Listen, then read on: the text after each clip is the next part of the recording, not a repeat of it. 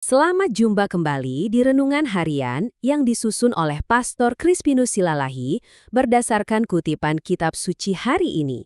Saudara-saudari terkasih dalam Kristus, semoga Tuhan memberimu damai.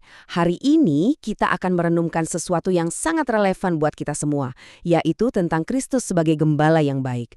Nah, di tengah dunia yang begitu riuh, yang begitu bising, gimana sih caranya kita bisa membedakan suaranya dari suara-suara lain yang seringkali menyesatkan? Mari kita dalami bersama-sama. Ya memang betul, kita kan gak hidup di padang rumput Palestina 2000 tahun yang lalu. Tapi jangan salah, perumpamaan tentang gembala dan domba ini rasanya justru makin relevan di zaman modern kita. Kenapa? Karena setiap hari kita tuh dibanjiri dengan begitu banyak pilihan, begitu banyak suara yang seolah-olah menawarkan jalan pintas menuju kebahagiaan. Coba deh kita berhenti sejenak dan bertanya pada diri sendiri, suara mana yang sebenarnya paling sering kita dengarkan dan ikuti? Apa itu suara yang terus-menerus bilang kita harus kejar kekayaan? Atau mungkin suara yang meyakinkan kita kalau popularitas di media sosial itu segalanya? Suara-suara ini kedengarannya menarik ya kan? Tapi seringkali tanpa kita sadari, mereka membawa kita ke jalan yang keliru. Nah, di sini nih, Yesus memberikan kontras yang sangat tajam. Di satu sisi, ada yang ia sebut pencuri dan perampok. Motif mereka apa? Cuma untuk mengambil keuntungan buat diri sendiri. Ujung-ujungnya, kita yang ikut bakal merasa kosong dan dikhianati. Tapi di sisi lain, ada gembala yang baik. Dia datang bukan untuk mengambil, tapi sebaliknya, untuk memberi. Memberi hidup yang sejati dan penuh. Jadi gimana dong cara kita membedakannya? Yesus kasih kita kunci yang sangat jelas. Gembala yang sejati itu datang dengan jujur, dengan kasih. Tujuannya melayani, bukan memanfaatkan. Sebaliknya, gembala-gembala palsu itu, mereka selalu punya agenda tersembunyi. Dan dampaknya bisa sangat merusak. Dan inilah akibatnya kalau kita mengikuti janji-janji palsu itu. Mereka mencuri damai di hati kita, membunuh harapan kita, dan pada akhirnya, membinasakan sukacita sejati dalam jiwa kita. Kita mungkin ikut mereka dengan harapan besar, tapi yang tersisa cuma rasa hampa dan sakit. Tapi lihatlah janji Kristus ini. Ini adalah kebalikannya. Dan ini bukan janji kosong loh. Inilah inti dari pesan Paskah itu sendiri. Karena Kristus sudah mengalahkan maut, Dia menawarkan kita sebuah kehidupan yang benar-benar hidup, penuh makna, dan penuh harapan. Kunci supaya kita nggak tersesat adalah dengan membangun sebuah hubungan yang personal. Sama persis seperti domba yang hafal betul suara gembalanya.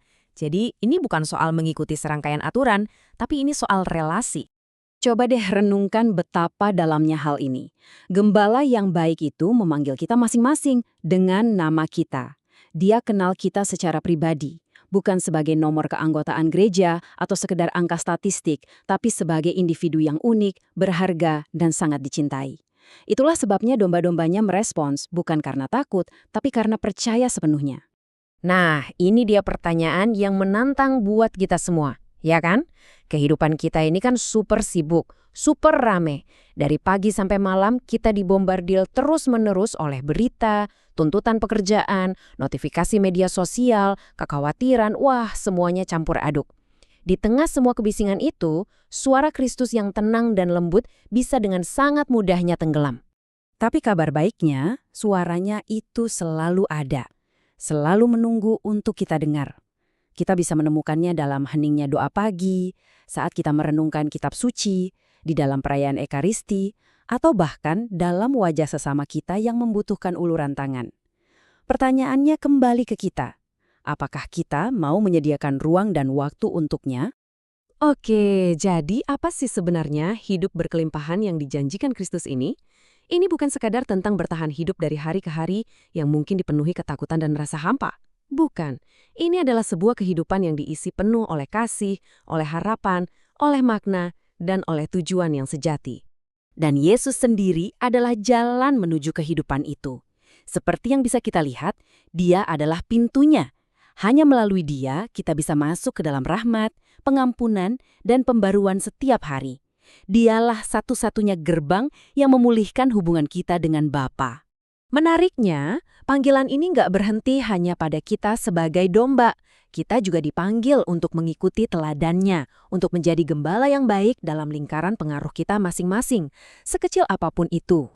Entah kita ini orang tua yang memimpin anak-anak dengan kasih, atau kita seorang pemimpin di tempat kerja yang menghargai martabat timnya, atau sekedar anggota masyarakat yang memilih untuk melayani daripada mengambil keuntungan, kita semua punya kesempatan untuk mencerminkan kepemimpinan gembala yang baik, bukan kepemimpinan pencuri yang egois.